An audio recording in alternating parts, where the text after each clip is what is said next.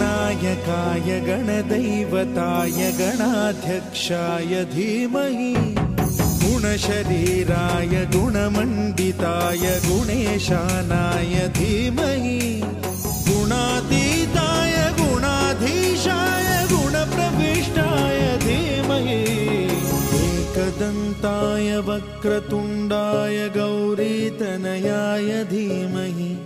गजेशानाय भालचन्द्राय श्रीगणेशाय धीमहि